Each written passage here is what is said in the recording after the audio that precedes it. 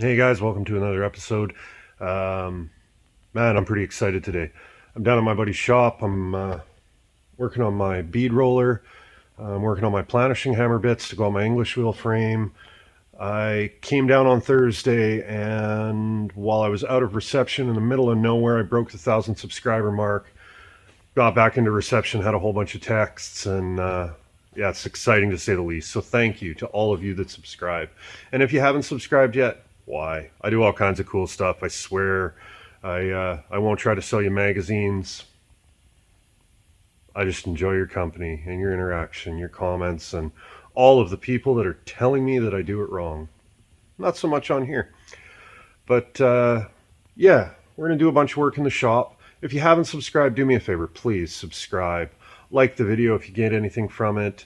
Drop me a comment below. Give me some feedback. Do the whole YouTube thing, and yeah, let's just get at it. Well, I haven't shown around this shop at all, and man, I can't give him enough credit. This is my buddy's Dustin's shop. He owns BackDoor Fab, the logo up on the wall, and he does Facebook and Instagram. You know, we got a real nice fast cut CNC plasma table. Turns out all kinds of good stuff. I try to help him out with some programming here and there. You know, welders, sanders, drill press, saw, TIG, you know. The only good welder in the shop, this blue one. The rest of them are, they're red. Big press over here. We got a lathe. And honestly, one of the coolest things in here is that monster up against the wall, which is a CNC plasma tube cutter. That is a tube dragon, and we got some seriously cool stuff coming for this. Hopefully soon. But you know, we got a fab tail kicking around, more welders, box and pan brake, just stuff everywhere. Walls covered in hangers he's designed, tool organizers. You know, this is basically the Ritz compared to working in my driveway. So I love being down here because it's you know, coming up on 11 o'clock at night. It's lit up, it's insulated, it stays hot, it stays relatively cool. We can crank the tunes, we can work. And he's got concrete, which man, I would kill for some concrete. But man, this is one of my favorite tools in the world. I had a plasma table for years and I miss mine, but thankfully I have access when I need it, which feeds into the bead roller. So this next clip is actually going to be my bead roller getting cut out. Some of this is old footage from the last time I was down here building my English wheel. Don't know how far we're going to get today, but yeah. We got a bunch of stuff on this video, and whatever isn't finished is going to end up on the next video. So let's go check that out. For all of you with attention problems, feel free to fast forward about 3 minutes. I think I recorded almost all of this thing being cut out. I could stare at this table for hours, and I never know what to film. I never know what should make it into videos and what I should edit out, because honestly, sometimes I forget to record, sometimes I record too much, sometimes I just speed it up. So enjoy this thing cutting out for a couple of minutes, and then we'll get back at some other work here.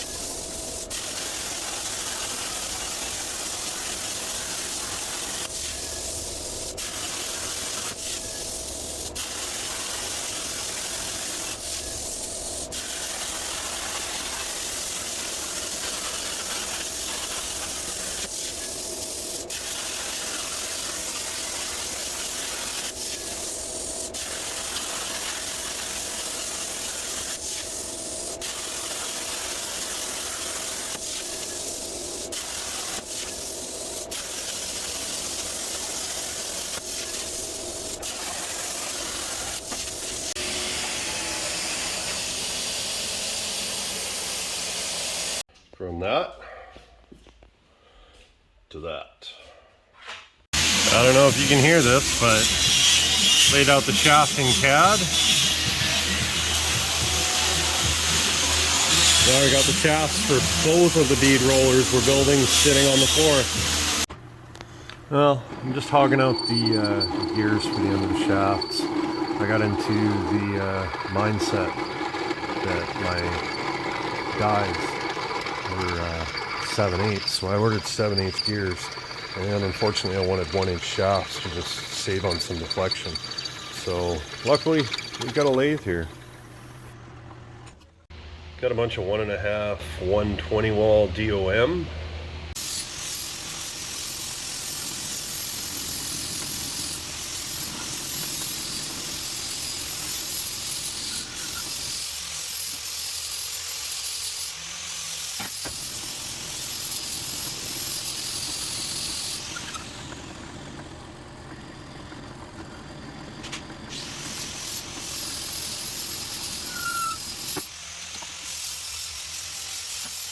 Screwed them up on the lathe quick, because then this bushing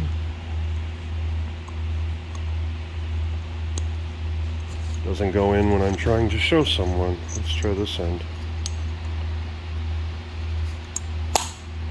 Just like so, and that'll be the bearings for these shafts that I have yet to turn.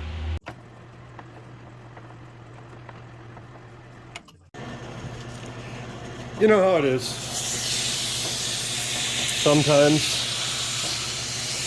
3 o'clock in the morning, you just have an uncontrollable urge to polish your shaft. The cold rolled came in rusty for the bead roller shafts, so I had to step down the 1-inch shaft to 7/8 on the end so that the dies fit. But I have 1-inch bronze bushings for it, and I've drilled the gears out to 1-inch. So I just wanted something that wasn't rusty to put this together. First thing in the morning, and start welding these frames up. All the parts are pretty much ready to go. Anybody else have a short attention span? Because if the video bounces around a little bit, it says I put clips in because not all of it's worth its own video. And we're going to skip over to the planishing hammer here, taking apart the hammer, getting it ready to go, and then we'll get back at the bead roller.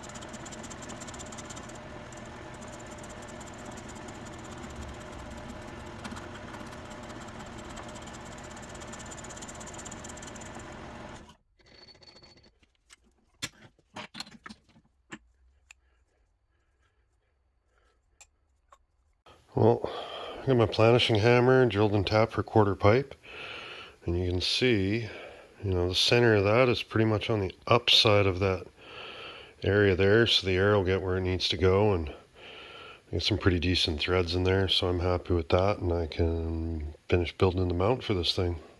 Since I was ordering from McMaster Car, I love that place. I'm glad I can still get from there.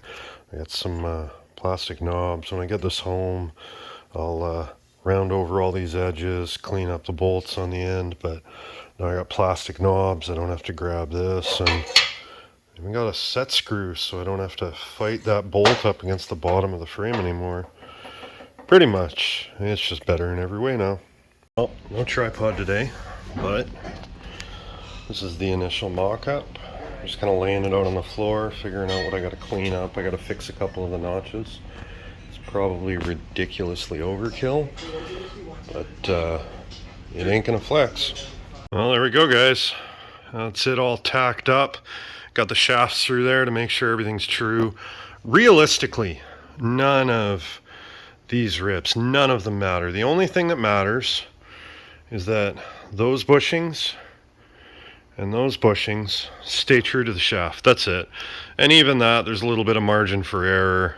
If it's not, you know, perfect, it's a little bit sloppy, it's not going to hurt anything. Obviously I want it as stiff, I want it as rigid as possible and as accurate as possible, but I mean, all of these are notched out. My tolerances are pretty tight, but there's enough room for that shaft to move up and down, so I'm not really worried about it. Pretty sure I'm not going to have an issue with this at all. Well, I got, since that was all tacked up, the shafts are through. I pulled out a whole bunch of C-clamps and topped this other, or clamped the other side on. And the internal ribs have enough room that this can move quite a ways here. It works out 3/4 of an inch above where it's going to be. I'm abandoning the plate that fills in here just because when it comes all the way down, the shaft is basically through that because I went with the 1-inch shaft. But I think once this is all welded out, it's not going to make a whole lot of difference. This thing should be super rigid. I don't see it going anywhere. It's still flexing a little bit right now, but there's zero weld and just a bunch of clamps. So since it's all clamped up here, we're going to tack the slots and start welding this thing up. Kind of figured out how everything fit on this one, and then we got a second one to build right away. But next time you kind of see this, it'll be all welded up. I can start tacking the gears on and finishing stuff up. Back in my bead roller here. I got everything tacked good. It's amazing how rigid, you know, 3 dozen tacks can make something. But ground down the tacks, cleaned up his table, got it all clamped down, and this will just keep it flat so that we can weld it out a little bit at a time. Save the warpage, but found some tubes. These are going to be welded up, and then that way we've got a place to bolt. Anytime you're putting a bolt on either side of plate, even if it's a frame, tubes, this will stop it from collapsing. You can actually tighten your hardware. So this is where the stand is going to mount. I've still got to finish up the adjuster on the other side, but yeah, this is where we're going to leave it off today. It's late, we're both beat, and so next video you get to see this all welded out and hopefully lay in a couple of beads, and then we're going to take the truck, fill it up with stuff, take it back home and put it to work on the cars. So yeah, like I said, this is where we're going to end it tonight. Still got safety glasses on. I know, guys, I got to work on it. I am trying. I truly am trying. I remind my kids every time they come near the car, even if they're hanging out, they should really wear glasses if I'm running power tools. I'm horrible about it with myself, but I am working very hard to break it. And maybe like inspiration, YouTube will help me protect my face. You know, it's made for radio, but my wife likes it.